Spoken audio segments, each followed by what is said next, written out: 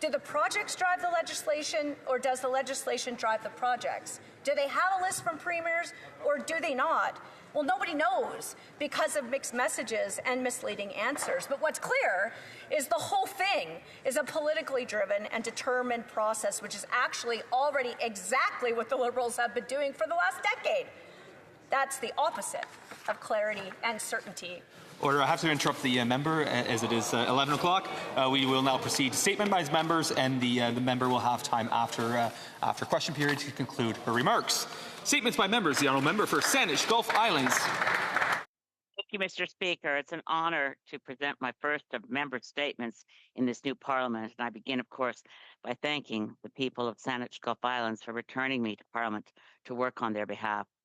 I wanted to highlight an event that happened this week, which is why I'm participating remotely.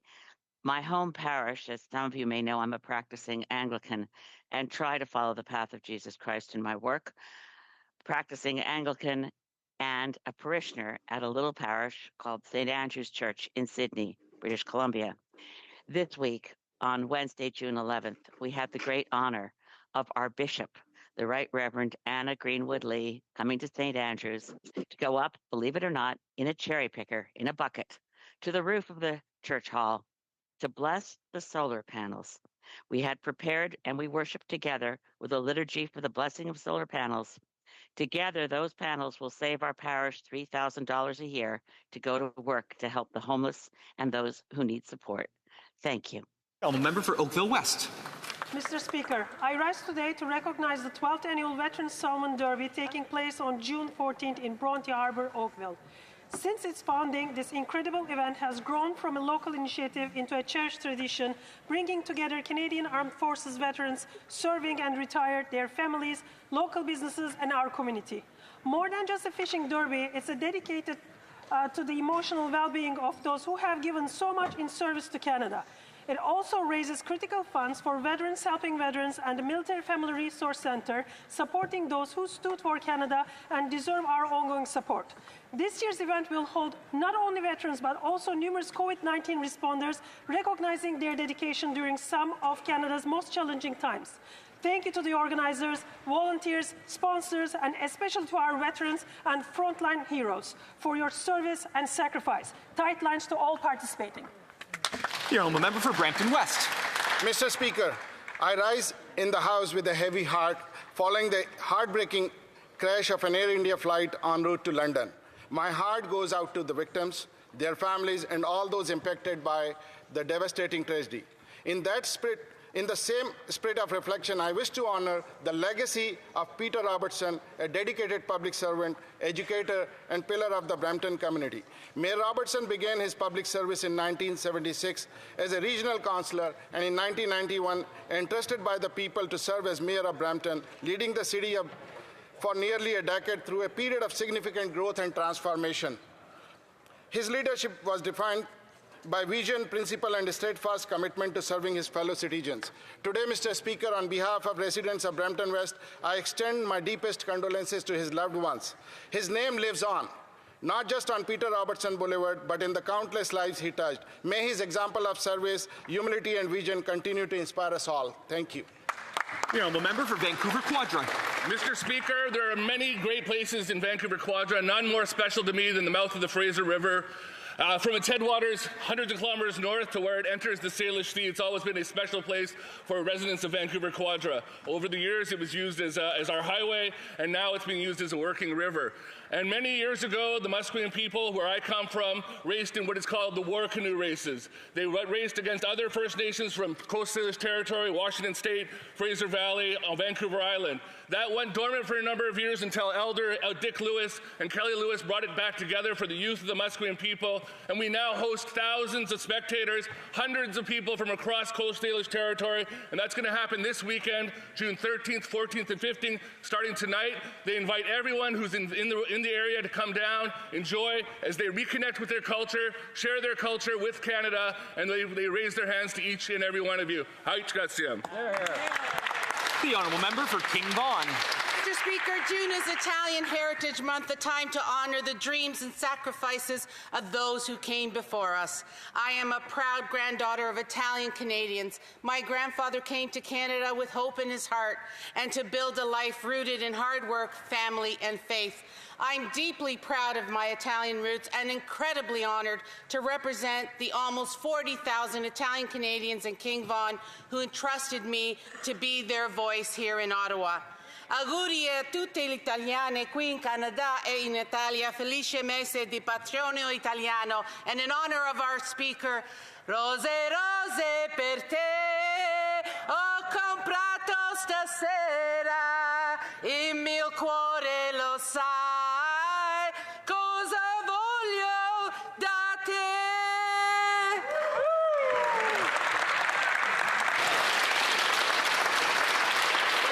The member for Fredericton, Oromocto. Thank you, Mr. Speaker. I'm thrilled to stand in the House today to highlight the significant achievements of Jeremy Dutcher, who is being awarded this year's Governor-General's National Arts Centre Award, recognizing his extraordinary work as an artist, composer, activist, ethnomusicologist, and language carrier. A Wolastoqiyik member of the Tobic First Nation, Dutcher was born and raised in Fredericton and has been instrumental in preserving and sharing the Wolastoqiyik language and culture. He is the only two-time Polaris Prize winner, a Juno Award winner, and has performed on many of the most important stages around the world. Du fond de mon cœur. From the bottom of my heart, I thank Jeremy for his art, his values, and his passion. As a representative of the region, I would like to congratulate Jeremy on his extraordinary accomplishments. Citation. The honourable member for Caribou Prince George. It's that time of year again. It's rodeo season. It's time to rope that dream, blow off some steam. Head to Caribou Prince George for the greatest shows on dirt. Starting this weekend, it's the Prince George Western Heritage Society Rodeo, the 4th annual Logan Parent Memorial Bulls and Barrels in 100 Mile House, and in 2 weeks, the 97th annual Williams Lake Stampede, the wildest show west of the Rocks, and then it's the 56th annual Quesnel Rodeo and Billy Barker Days. Mr. Speaker, it's not just a sport, it's a way of life. It's the bulls in the blood, the dust in the mud, the roar of the Sunday crowd, the Letterbuck Saloon playing the music just a little too loud. Bucky Bronc fun under the hot Quesnel sun. This summer in Caribou PG is going to be fun. It's the boots, the chaps, the cowboy hats, wild horses in the smoke show. It's the Broncs, the Bloods, the steer in the mud. Mr. Speaker, we call it rodeo. Yeehaw! The honourable member for Ajax.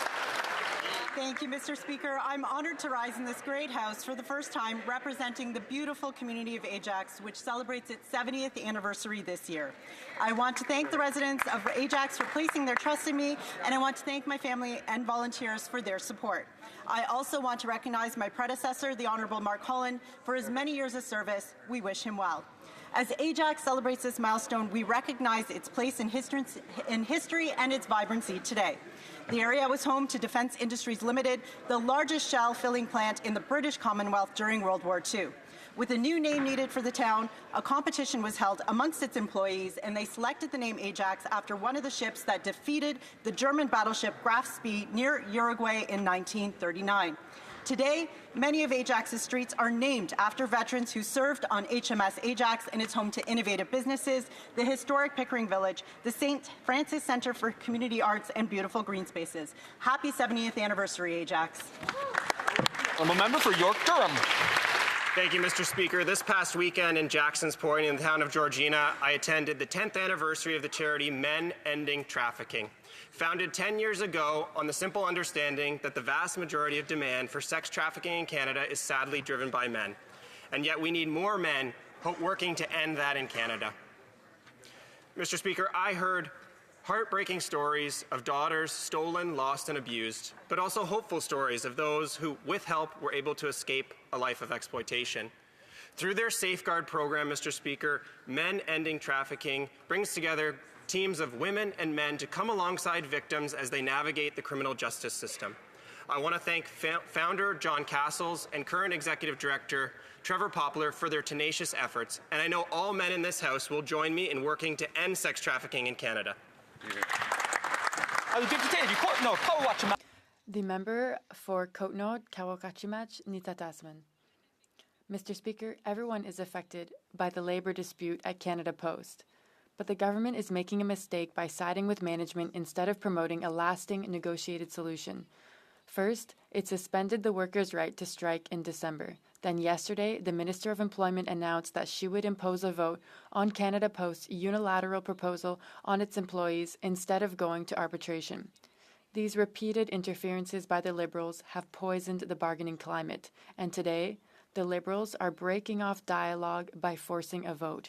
It is difficult not to conclude that the referee, or the arbitrator rather, has chosen the winner of the match. Madam Speaker, the role of the Liberals is to act as guarantors of the law, fairness, and general social dialogue. They owe us an explanation for their involvement, which does not promote a fair and lasting resolution to the conflict.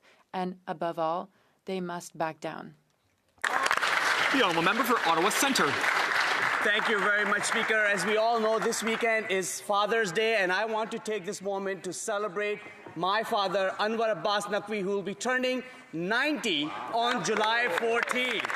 And what a remarkable life he has lived. He's always been a planner and a visionary who's immigrated twice in his life, first at the age of 19 from India to Pakistan, and then later on coming to this beautiful country of Canada. He's always given us the gift of education to my siblings, my brother, sister, and I, telling us how important it is to get good education, to work hard and give back to the community. He took part in pro-democracy movement in his young days, spent 9 months as a political prisoner because he always challenged the status quo. I want to take this opportunity. I want you to join me in wishing him happy 90th birthday. May he live many, many years more. Happy birthday, Daddy. The honourable member for Lethbridge. Well, Mr. Speaker, freedom of expression is the foundation of every other freedom. Without it, we cannot challenge bad ideas or question authority or hold governments to account. We cannot protect truth. It is the oxygen of democracy. When governments decide to censor speech, they begin to control thought itself. This path doesn't lead to safety. Instead, it leads to silence, to fear, and to eventually oppression. In the last Parliament, the Liberals pushed Canada down that path. Bill C-18 bans news from social media. Bill C-11 manipulates what Canadians can see and say online. And Bill C-63, a bloated censorship regime, threatened to put in place an internet czar and sweeping new powers to police speech. The Liberals claim that they've changed, that this is a, quote, new government, but Canadians know better. They do. They know better. This government doesn't trust Canadians. They don't trust Canadians to think independently or to speak freely or to make their own choices. But Conservatives on this side of the House will always protect free speech, always protect open debate, and always stand for the rights and freedoms of Canadians. We're here to contend. L'honorable député d'Orléans. The honourable member for Orléans. Mr. Speaker, yesterday was the 50th anniversary of the Festival Franco-Ontarien. For half a century, this festival has proudly celebrated Francophone culture, language, and identity in Ontario through music. It's an opportunity to bring generations together, showcase artists from here and abroad, and celebrate the richness of our Francophone heritage.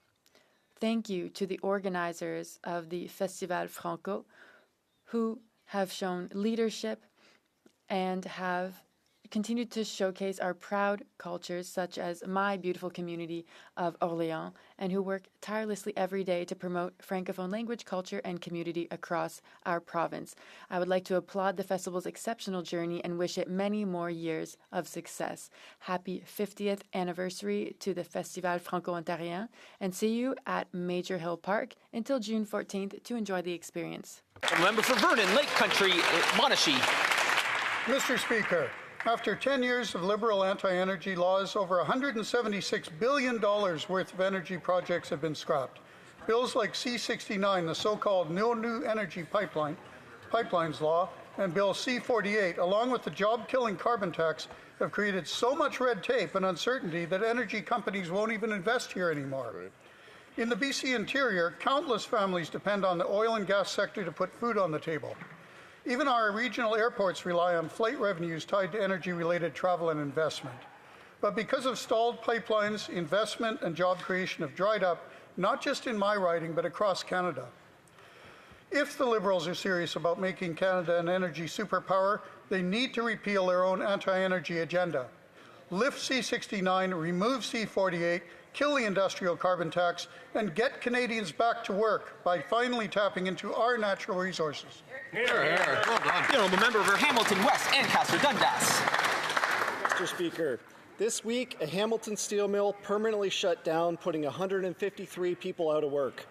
Donald Trump's 50% tariffs on steel and aluminum are unjustified, illegal, and are now impacting the livelihood of Canadian families. Everyone in Hamilton knows somebody who works in the steel industry. 10,000 Hamilton workers directly employed in steelmaking, another 40,000 employed in associated industries.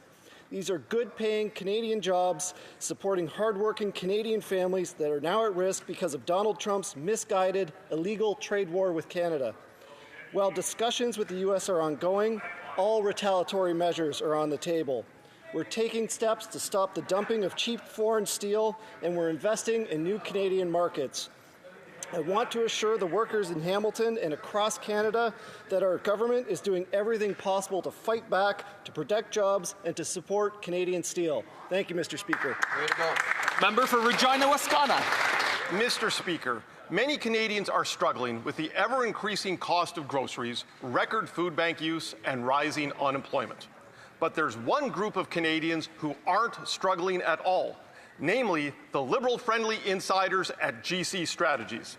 This two-person company billed taxpayers for $64 million over 106 contracts, often for work that was never done. But GC Strategies did not act alone.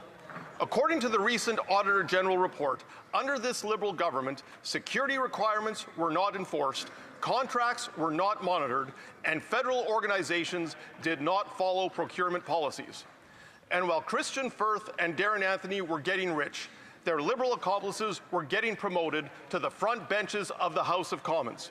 Mr. Speaker, on Monday, will the Prime Minister support our Conservative motion to put taxpayers first and get Canadians their money back? The honourable member for Brampton South. Mr. Speaker, building safe communities and neighbourhoods takes a collective effort, and our Liberal government is making positive progress by working together with all levels of governments and partners.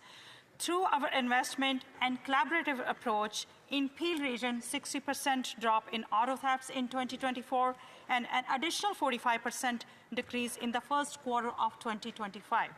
And just this week, Peel Region Police and CBSA seized over $50 million worth of cocaine in one of the largest drug busts in their history, a clear message that crime will not be tolerated in our communities.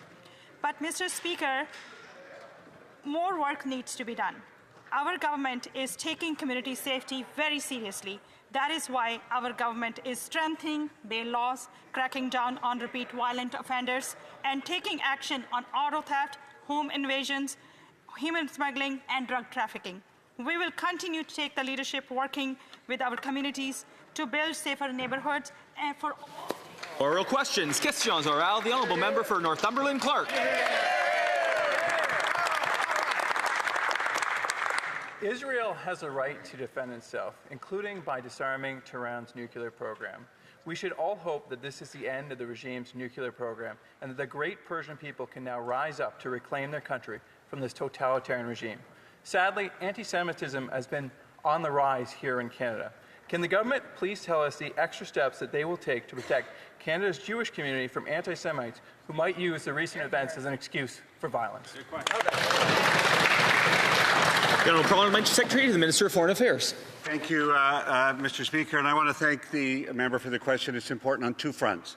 It's important to remember always that Israel has the right to defend itself. Israel has the right to continue to make sure that it is safe and secure. At the same time, this government is committed to take action against the scourge that is anti-Semitism every day in our world. We will continue to stand up and defend Jews in this community to make sure they're safe. Thank you. The member for Northumberland Clark. In the Auditor General's scathing report on Tuesday, we learned the Liberals failed to put in place the necessary safety, procedures and controls to safeguard Canadian taxpayer dollars. The result $64 million to ArriveScan's primary contractor, GC Strategies. Canadians work so hard for their money, Mr. Speaker. When will that money be returned? Will everyone in this House vote with Conservatives to get Canadians' money back? Honourable Parliamentary Secretary to the Minister of Finance. Thank you, Mr. Speaker, and we thank the Auditor General for her work. Obviously, we can all agree in this House that misconduct of any kind in our procurement processes is completely unacceptable. It's notable that we've terminated all contracts and suspended security clearance for GC Strategies. An investigation and assessment were undertaken, and GC Strategies was deemed ineligible from receiving government contracts for 7 years. This matter has been referred to the RCMP, and legal matter is ongoing. Member for Northumberland Clark. We hear those same talking points over and over again. However, the only guarantee that we can have that taxpayer dollars will actually be protected is a change in leadership. Liberals keep getting rich, Canadians keep getting the tax bill, and why on all heavens was the ministers promoted instead of fired? Lecture Secretary to the Minister of Finance. Mr. Speaker, I know all of us can agree in this House that misconduct of any kind in our procurement processes is completely unacceptable. That's why our government has acted on this matter. An investigation was undertaken by HoC. The company in question has been deemed ineligible for receiving any federal government contracts for 7 years, and the matter has been referred to the RCMP, and legal action is ongoing. The Deputy de Beauce. The honourable member for Beauce. Mr. Speaker, this week the Auditor General released a scathing report on ArriveCan's primary contractor, GC Strategies.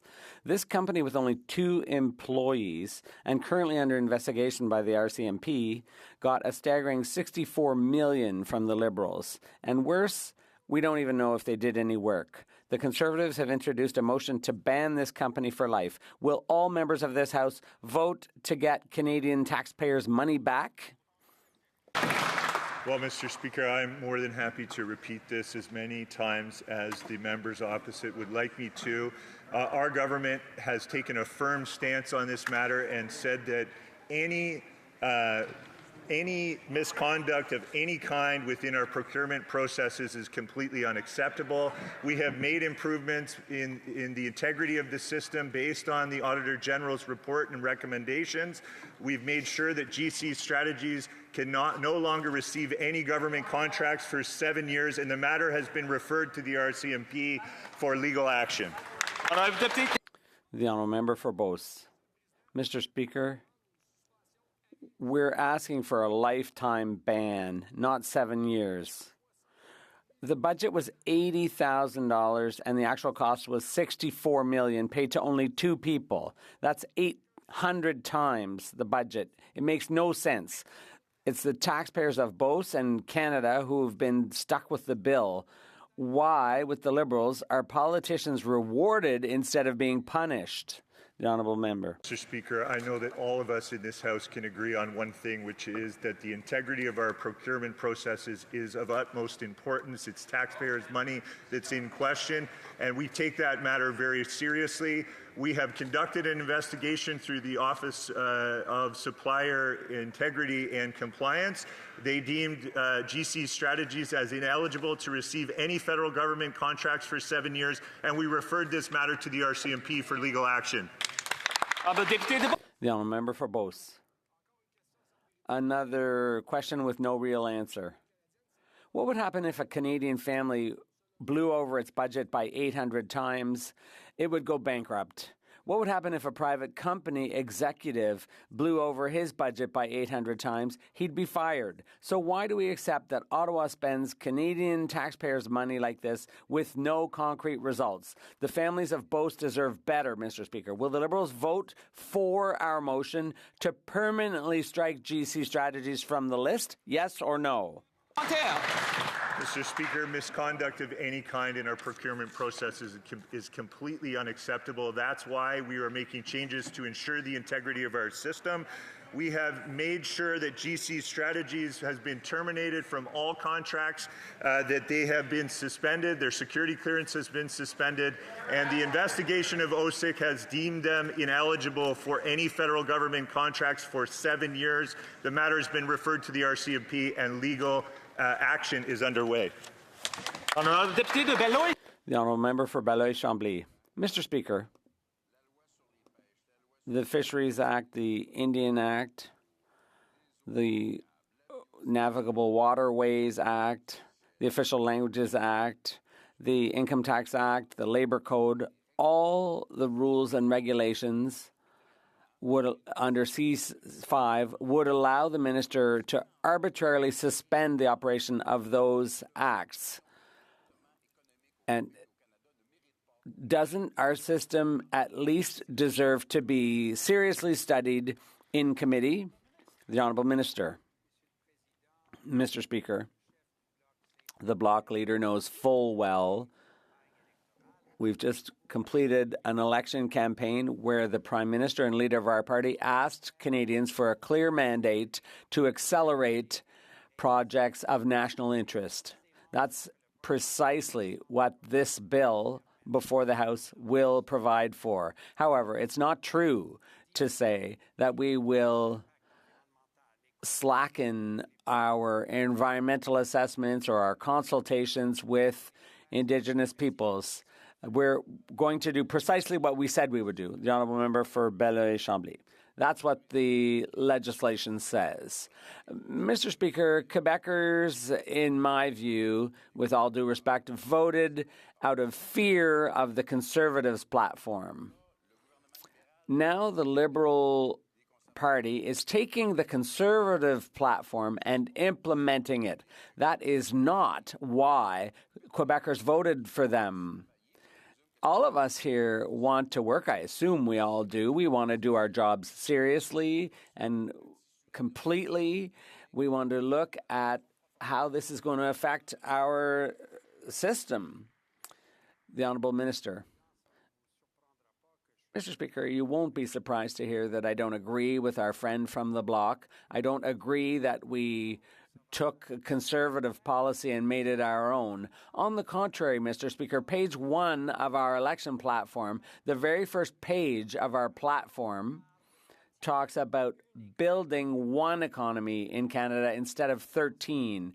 And it talks about being able to realize projects of national interest for the first time in a long time. And that's why so many other parties are in agreement with us.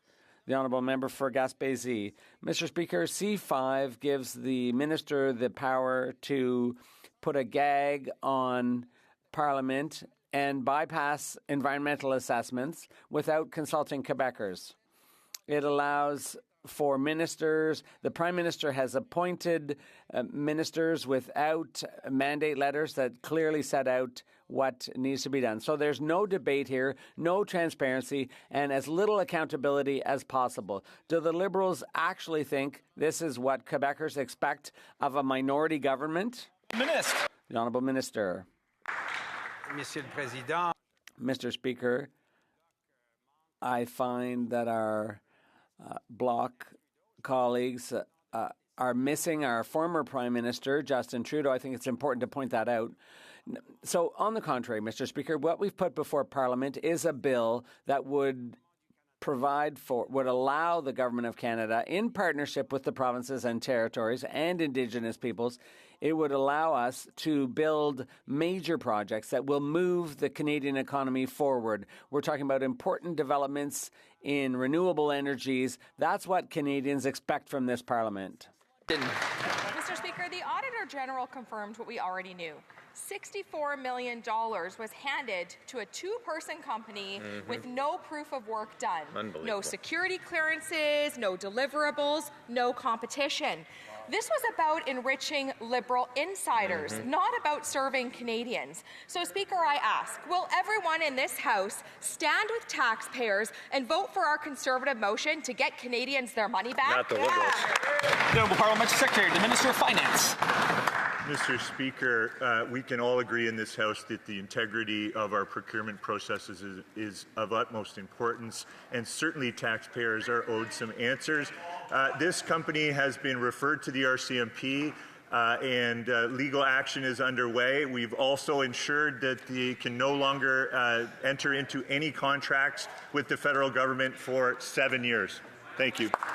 Member for Middlesex London. Mr. Speaker, the Liberal way is the harder that you betray Canadians, the more your friends reward you. Right. The Auditor General laid out a staggering failure. 82% of GC Strategies contracts got no value for Canadian taxpayer money.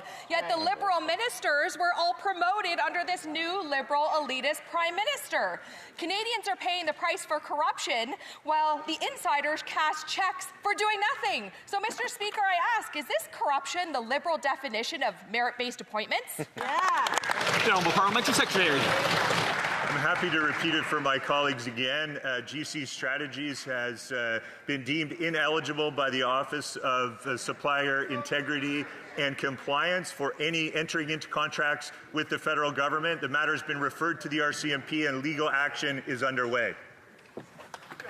Sir, Moose Mountain. Mr. Speaker, the Auditor General confirmed that GC Strategies, just a two-person company, was paid $64 million by this Liberal government. In nearly half the cases, there's not even any proof that any work was done. Departments ignored the rules and approved payments without deliverables. That's not just mismanagement, it's a betrayal of taxpayers. Will the Liberal government finally do the right thing and support our Conservative motion to finally get their Canadians their money back? The Honourable Parliamentary Secretary, the Minister of Finance. Mr. Speaker, misconduct of any kind in our procurement process is completely unacceptable. We agree with members opposite. That's exactly why we've acted on this matter. We've conducted an investigation and assessment. The company in question has been deemed ineligible from any federal government contracts for 7 years, and the matter's been referred to the RCMP for legal action. Now, member for Souris, Moose Mountain. Mr. Speaker, while the Liberals were stumbling around clueless, GC Strategies cashed in. The minister responsible weren't fired, they were promoted. Let that sink in.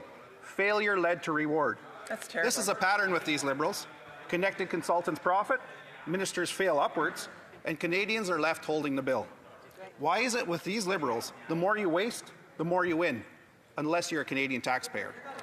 The Parliamentary Secretary to the Minister of Finance. Thank you, Mr. Speaker. Misconduct of any kind in our procurement process is completely unacceptable. That's exactly why we have acted on this matter, ensured that there's an investigation. The company in question is no longer eligible to enter into contracts with the federal government, and the matter has been referred to the RCMP. Legal action is ongoing. Member of St. Albert's, Surgeon River. Mr. Speaker, the Auditor General found no proof of work in nearly half of the contracts awarded to GC Strategies. These Liberals gave millions to GC Strategies to do literally nothing. Taxpayers deserve a refund, and they deserve a refund now. So, will the Liberals support our Conservative motion to get taxpayers their money back, yes or no? A good question. Good question. Mr. Secretary. Mr. Speaker, we agree, as I've said, that the integrity of our procurement process is of utmost importance to Canadians. That's exactly why we have deemed this company ineligible to enter into contracts for the next 7 years, and we've referred the matter to the RCMP. Legal action is ongoing. Member for St. Albert's, Surgeon River. Mr. Speaker, do you know what it's called when a company submits an invoice and accepts payment for work that wasn't done? It's called fraud. It's called theft. And under these Liberals, GC Strategies robbed taxpayers for millions. Right. Will the Liberals finally take responsibility and vote with Conservatives to get taxpayers their money back? The Honourable Parliamentary Secretary. Of course, misconduct in our procurement process at any moment is completely unacceptable. That's exactly why our government has acted on this matter. We've done so responsibly. We've ensured the integrity of the system. We've ensured this company can no longer do any business with the federal government for 7 years. The matter has been referred to the RCMP, and legal action is ongoing. The Honourable Member for HoC, Mr. Speaker, since yesterday we've heard the government trying to offer us half-baked solutions to a problem that has cost taxpayers dearly. arrive can. But it seems to have become a habit on the Liberal side to start fires, try to put them out, and then pat themselves on the back for failing. The latest example is the $60 million in public money given to GC Strategies, a two-person basement operation. Will the government support our motion to ban GC Strategies for life and demand Canadians get their money back? The Honourable Parliamentary Secretary. Thank you for the question, Mr. Speaker. Great to rise again and answer this question. Obviously, I've done so numerous times in this question period, and I'm happy to do so continuously for the remaining time that we have together today. GC Strategies is no longer able to enter into government contracts for up to 7 years. That's an investigation that we triggered, and the matter has been referred to the RCMP, and legal action is ongoing. Thank you, Mr. Speaker. The Honourable Member for Pierre Boucher, Les Patriotes Verchères. Mr. Speaker, Quebecers did not give the Liberals a blank check when they elected a minority government. But that's what the Liberals are asking for today by preventing debate on C5. They want a blank check to govern by order in council and decide everything when it comes to energy projects. A blank check to impose pipelines on Quebecers without their consent and without a serious environmental assessment. What's more, they want a blank check to pass it without debate and without study. Will they respect Quebecers and let Parliament do its job? The Honourable Parliamentary Secretary, the Honourable Minister. Mr. Speaker, what we heard from Quebecers was their confidence in 44 Liberal members here in the House who speak out loud for Quebec and every day reflect the urgency, the urgent need for action on the economy and on promising projects of national interest that will create jobs from coast to coast, one economy instead of 13. Let's go, Canada. The Honourable Member for Abitibi-Témiscamingue. Bill C5, which the government is trying to ram through, is an insult to Indigenous peoples. The Liberals want to give themselves the power to decide everything by order in council when it comes to energy projects. They will approve projects first in Ottawa, and only then, when the decision is final and irreversible, will they pretend to consult Indigenous peoples. This is a sham, Mr. Speaker, which directly contravenes Indigenous peoples' right to self-determination, territorial sovereignty, and reconciliation. Will the Liberals back down and respect First Nations and enter into a real dialogue with them? Mr. Speaker. The Honourable Minister. Indigenous leaders across the country, their voices matter. That's why we're investing in real consultation with $40 million to support Indigenous engagement, in addition to establishing an Indigenous Advisory Council. This legislation will be an economic game changer for Indigenous peoples. The Honourable Member for Nanaimo, Ladysmith. The Prime Minister says he wants to build, baby, build, but he can't even get the BC NDP to build Canadian ships for Canadian taxpayers in Canada. Instead, this Liberal government is letting BC Ferries send good-paying union jobs to a Chinese shipyard, even as China punishes our exporters with tariffs. What happened to elbows up? How is this Liberal government going to build one economy out of 13 if it can't even convince BC to support Canadian steel, Canadian infrastructure, and Canadian workers? The Honourable Parliamentary Secretary. Thank you, Mr. Speaker. I share the opposition's concern regarding the procurement practices across all levels of government, especially at a time when Canadian workers are battered by tariffs from China and the United States. But now, more than ever, we must support Canadian workers and industries while also working in close partnership with our allies and trading partners. Of note, Mr. Speaker, this particular project was not undertaken by the federal government. BC Ferries is entirely under provincial jurisdiction. The Member for Nanaimo, Ladysmith. Mr. Speaker, this government might like to put its head in the sand, but Canadian workers are struggling and China is deliberately targeting them. Canadian canola, seafood, and pork have all been hit with punishing tariffs.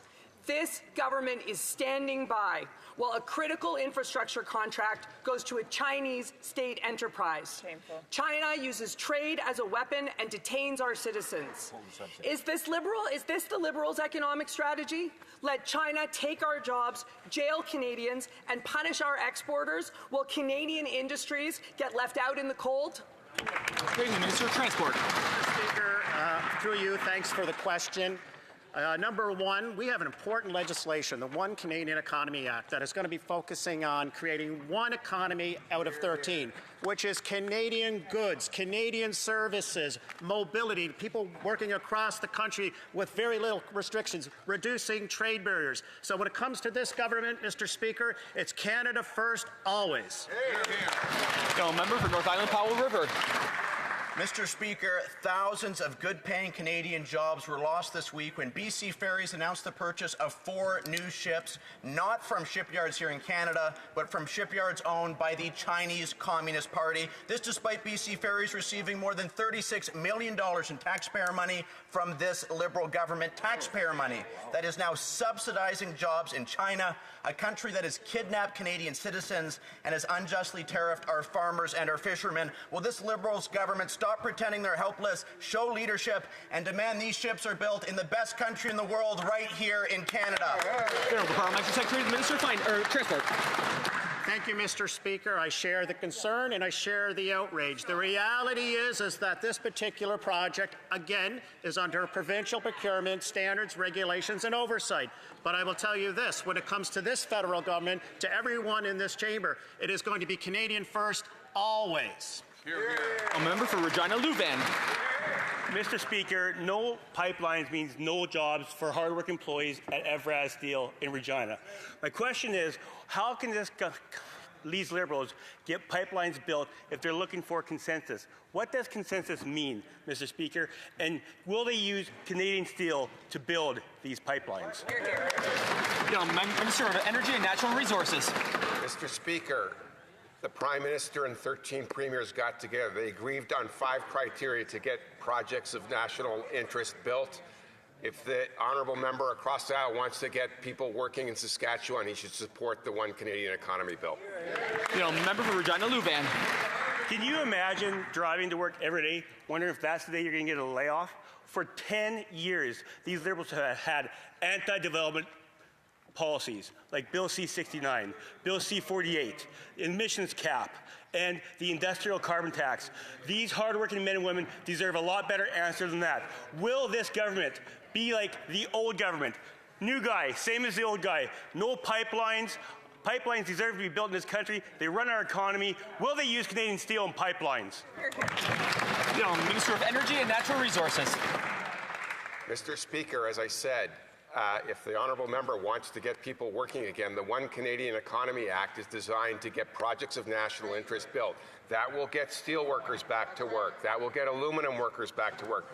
That will get forest products industries back to work. Please support the bill. The honourable member for Prescott Russell Cumberland. Mr. Speaker, this week the Prime Minister announced that Canada's new government is rebuilding, rearming, and reinvesting in the Canadian Armed Forces. And with this increase in defence investment, Canada will achieve NATO's 2% target. Canada will lead with values the world respects, the resources the world wants, and an economy that leads the G7. Can the President of the Treasury Board share with the House why these investments are so important? The Honourable President of the Treasury Board. Mr. Speaker, I want to welcome the member from Prescott Russell Cumberland to the House of Commons. This new government has done what Conservative never could. We now have a plan to meet our NATO 2% commitment at half a decade earlier than scheduled. We promised Canadians that new Liberal government would take bold and decisive actions. Promise made and promise kept, Mr. Speaker. Honourable member for Skeena, Bulkley Valley. Economists and bankers, most bankers that is, know that investment goes to countries where they are welcomed. For 10 years, this Liberal government has sent clear messages that investment in oil pipelines are not welcome in Canada unless it's destined for the United States at a discount. What's next? Canada's mineral resources? Surely the Prime Minister knows that no one is building a pipeline in Canada with Liberal anti-energy laws on the books. Or is it the Prime Minister's plan to keep Canadian oil and gas in the ground? Good question. Minister of Energy and Natural Resources. Mr. Speaker, in Saskatoon, the Prime Minister and 13 premiers got together to talk about how we build projects of national interest. Those projects of national interest will include roads, highway pipelines. They will include transmission lines. They will include renewable resources.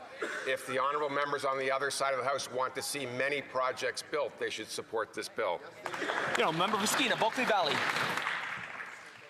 Diversifying our trade has been the goal of this Liberal government, but an article posted last night by The Economist states that the United States will be granted first rights of refusal on Canadian minerals. Before going to Washington, Mr. Carney asked officials to list the Canadian products that Mr. Trump needs the most. Rare earth elements and critical minerals top that list. It looks like the Liberals want to give first rights of refusal to our critical minerals, limiting our ability to sell to the world and diversify our economy. Is the Prime Minister negotiating guaranteed access to Canada's minerals to the United States? Order. Order. Just a reminder not to use members' proper names. The Honourable Minister of Energy. Mr. Speaker, mining is crucial to our economy, and with Canada facing American tariffs, we must support mining workers. That's why we will speed up permitting of new mines by cutting red tape and approving projects within 2 years. This will be in Canada's national interest. This will make Canada stronger. This will make us more sovereign. Member for Portage Lisgar. The Liberals have flip-flopped on pipelines more than a fish out of water. The Prime Minister claims he wants to make Canada an energy superpower, but Mr. Speaker, talk is cheap. If he's serious, he must repeal a decade's worth of Liberals' anti-energy laws. The No New Pipelines Act? Toss it. The shipping ban? Send it out to sea. The job-killing oil and gas production cap? Scrap it. And the industrial carbon tax? Kick it to the curb. When will the Prime Minister realize that we will never get a new pipeline built in this country without repealing these disastrous Liberal anti-energy laws? Hear, hear. Minister of Environment and Climate Change. Mr. Speaker, the Prime Minister has been clear, and we have been clear, that to be an energy superpower, we need to make sure that we are low risk, low cost, and low carbon. What we have seen from the Conservatives when they were in government was that they didn't get projects built because they didn't do environmental assessments and they did not consult with Indigenous peoples. So if they want to see things built and built properly, I hope that they will support us in working on national interest projects that support our country. The member for Portage Lisgar. Well, Mr. Speaker, that sounds a lot like that cheap talk that I mentioned. The Prime Minister said he will support a pipeline if there's consensus. But his Environment Minister is spinning an entirely different story. This week I asked her point blank to define consensus, and she shrugged her shoulders and said, "What consensus?" Well, I'm happy to tell the Minister what it means. Polling shows that 3/4 of Canadians support an east-west pipeline, with premiers also backing the idea. So if that's not consensus, what is? Will the Prime Minister set the record straight and define consensus for Canadians and tell us who, if anyone, holds a veto over a new pipeline project? The Minister of Environment and Climate Change. Mr. Speaker, if he would like to remember the conversation on Monday evening, he'll remember what I actually said, which was that we saw an amazing moment of Canadians coming together, premiers and our Prime Minister, all talking about how we can do what Canadians have asked us to do, which is to build a strong Canada. The division that we see is from the Conservatives. We're going to work in favour of what Canadians want to see, which is to build a strong, united, sovereign Canada. That's right. Member for Terra Nova, the Peninsulas. Mr. Speaker, because of this government's economic failures, Newfoundland and Labrador is once again dependent on equalization payments from the West. And Newfoundland's employment has been entangled with the West for decades. So we understand that when the West does better, all Canada does better. But in order for the West to succeed, they need to get their resources to market. Now, Mr. Speaker, will this Liberal government repeal C-69 that stops new pipelines, repeal 40C-48 that blocks our shipping exports, and remove production funding caps so all of Canada can prosper. Minister of the Fisheries. Thank you, Mr. Speaker, and I want to echo again what so many of my colleagues have said today. We are focused on building the economy in Canada, of working with premiers and provinces and territories, building a strong Canada so provinces like mine and the member opposite, Newfoundland and Labrador, who is rich in natural resources, will be part of these projects that we will get built in record time and will benefit everyone in this country. Member for Cariboo, Prince George. After a decade of failed drug policies, increasing deaths and revolving door prisons, these soft on crime Liberals still don't get it. Another drug bust in Williams Lake has resulted in a repeat offender being caught with so-called safe supply, arrested in the morning and released the very same day. If the minister won't take them off the street for good, will he at least stop giving them free drugs to sell? The Honourable Parliamentary Secretary, the Minister of Public Safety. Mr. President, the Strong Borders Act will combat organised crime, protect the integrity of our immigration system, equip law enforcement with the tools they need to strengthen our border. And Bill C2 is also contributing to our crackdown on fentanyl trafficking with important measures to support law enforcement, such as improving interagency intelligence sharing and empowering law enforcement to intercept and search shipments suspected of smuggling illegal drugs. Member for Cariboo, Prince George. Tyler Dunlop, 17. Sydney McIntyre Starco, 18. Evelina Baldelli, 16. Camilla Sward, 14. Elliot Yurchuk, 16. Mathis Boyven, 15. Darian Clayton Fleet, 18. Nakia Sugar, 15. Catherine McParlin, 19. Logan Williams, 16. Chayton Point, 13. Brianna McDonald, 13. The leading cause of death for youth in my province of British Columbia is overdose. Kids. And they're dying. If this isn't a crisis, what is? Honourable Parliamentary Secretary, Secretary of State, combating crime. I want to thank the honourable member for the question. Canada's new government takes this incredibly seriously. The fact of the matter is the global rise of fentanyl has torn through our communities and our families. That's why this government has committed to hiring 1,000 new CBSA workers and 1,000 new RCMP personnel to take the fight to the bad guys. Thank you, Mr. Speaker. The member for King Vaughan. Speaker, auto thefts are up 46%. Violent crime is up 50%. And just yesterday, York Region Police arrested 4 suspects in a violent auto theft in Vaughan, where 2 of them were repeat offenders. This is a result of failed Liberal laws like Bill C5 and C75. Even the Mayor of Vaughan and the Chief of York Region Police are calling for an end to catch and release madness. Would any Liberal who thinks this is acceptable kindly explain this to the residents of King Vaughan? The Parliamentary Secretary. Thank you for the question, Mr. Speaker. Look, the fact of the matter is this new government is committed to, like I said in the previous question, taking the fight to the bad guys. We are committed to hiring 1,000 new CBSA workers and 1,000 new RCMP personnel. This comes back to the Strong Borders Act, and I expect the honourable member to support us in making sure that the police services have access to the resources they need. A member for Yellowhead. Thank you, Mr. Speaker. It has been 5 years since the Liberal government pushed through their order in council targeting responsible firearms owners with a confiscation scheme.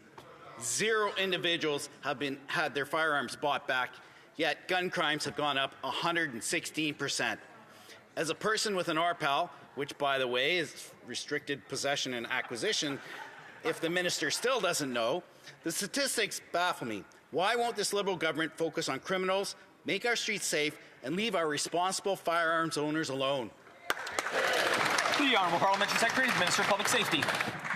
Mr. Speaker, the gun buyback program is a serious program to ensure the safety of our communities. Already 12,000 firearms have been bought back and 10,000 have been destroyed. The buyback program provides fair compensation to businesses and will soon provide it to firearm owners. We will soon be meeting with people from the RCMP Firearm Warehouse for further discussions. And we will seek to understand concerns surrounding the program. The Honourable Member for Mont-Saint-Bruno-Lacadie.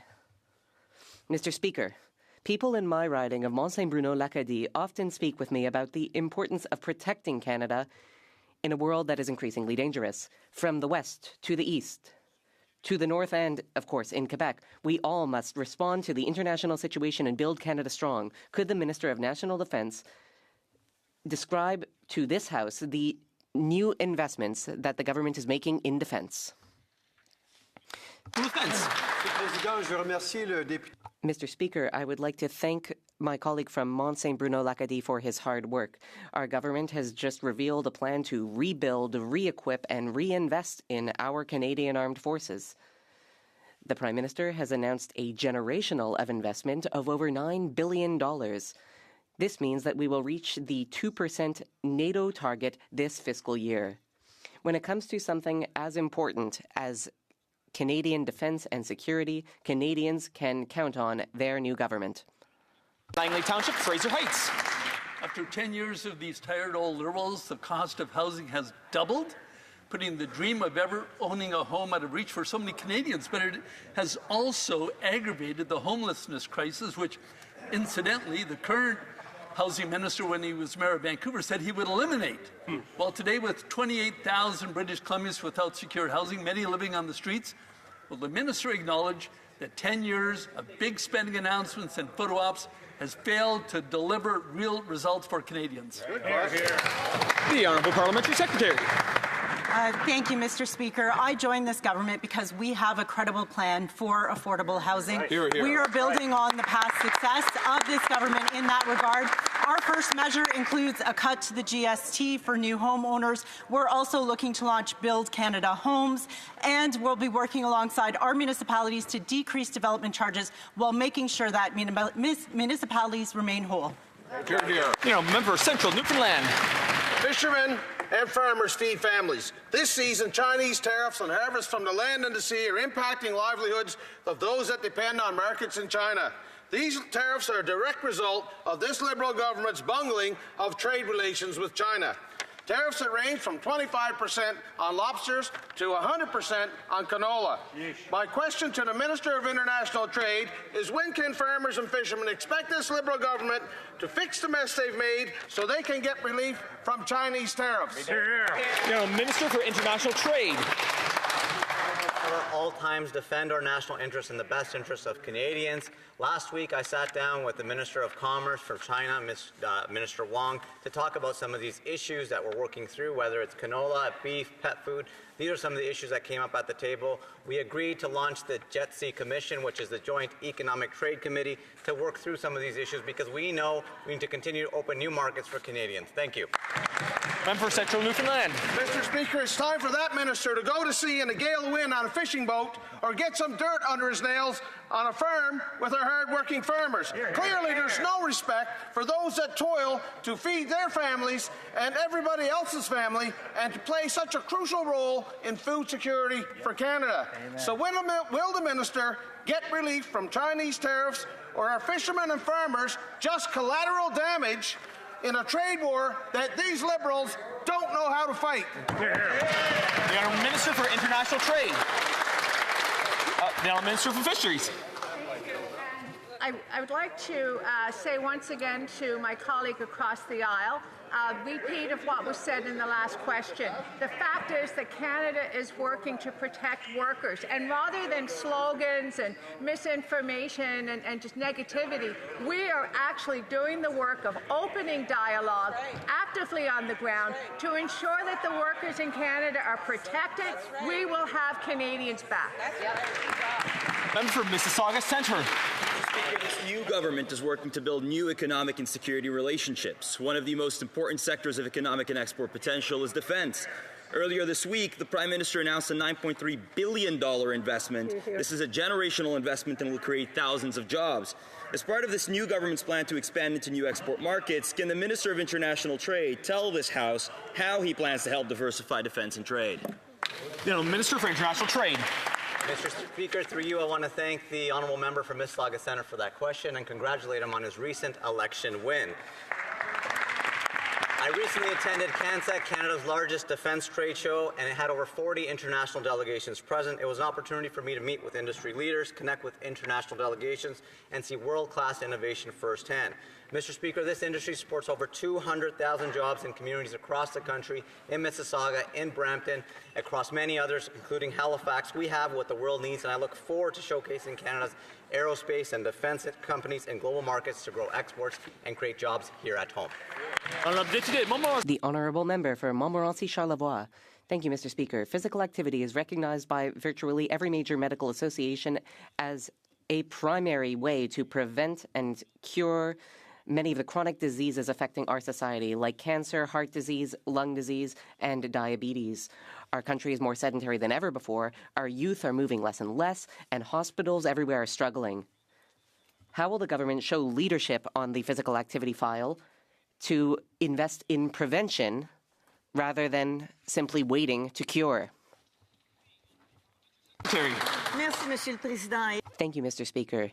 Indeed, prevention is very important for Canadians, and we will work in collaboration with the healthcare sector to make a difference through sport. I'm proud of all we have accomplished so far, and I walk 8.2 kilometers a day, so I can set an example. East. The Prime Minister and Pierre Poilievre both want to roll out the red carpet for Prime Minister Modi to attend the G7 summit in Canada, knowing that Modi refused to cooperate with the RCMP in the investigation of the murder of Niger and other homicides on Canadian soil. The Prime Minister won't say if he knew Jagmeet Singh's life was in danger and was under surveillance by gang members suspected of working for the Indian government. Poilievre's excuse is that he refused to get the security clearance, but the Prime Minister has none. Will the Prime Minister rescind the invitation and demand India's full cooperation in the Niger murder and other cases? The Honourable Parliamentary Secretary. Speaker, and I thank the honourable member for that question. She has raised several issues at the same time. Let me just say that the G7 is a huge opportunity for Canada to exercise leadership on the world stage. Our sovereignty, our security and prosperity are tied to global security. At the same time, Canada is a country of the rule of law. We have cases before the RCMP. We will continue to have those investigations. We will continue to ensure that Canadians are safe at home and abroad. The Honourable Member for Edmonton Strathcona. Israel has bombed dozens of sites in Iran, including residential homes, causing hundreds of casualties, including children. Netanyahu is leading the region into yet another war where civilians will pay the price. Canadians with loved ones throughout the Middle East are terrified of what comes next. We need de-escalation, diplomacy, and rule of law. Will Canada condemn this latest escalation, finally commit to real nuclear disarmament, or will they stand with the Conservatives against international law? The Honourable Parliamentary Secretary, the Minister of Foreign Affairs. Thank you, Mr. Speaker. Again, I thank the honourable member for the question. However, I begin by saying Israel has the right absolutely to defend itself within the bounds of international law. At the very same time, we have a responsibility to de-escalate this situation. Our minister has been very clear that this escalation will not help. We have several priorities. We want to ensure that hostages are released. We want to ensure humanitarian aid is delivered. We want an immediate ceasefire. Canada will exercise every diplomatic tool we have to ensure that peace is our ability is brought to a fore. And that concludes question period for today. Daily routine of business. Tabling of documents. Dépôt de projet de loi émanant du gouvernement. Introduction of government bills. Ministers. Rapport de délégation Reports from interparliamentary delegations. Presenting reports from committees. The Honourable Member for St. Albert, Sturgeon River. Order. Thank you, Mr. Speaker. Pursuant to Standing Order 104 and 114 and the motion adopted by the House on Thursday, June 5th, 2025, I have the honour to present in both official languages the first report of the Standing Committee on Procedure and House Affairs regarding the membership of committees of the House. Well done. Well said. Pursuant to order made on Thursday, June 5th, 2025, the report is deemed concurred in. Dépôt de projet de Introduction of private members' bills. First reading of Senate public bills. Présentation de... Presenting petitions.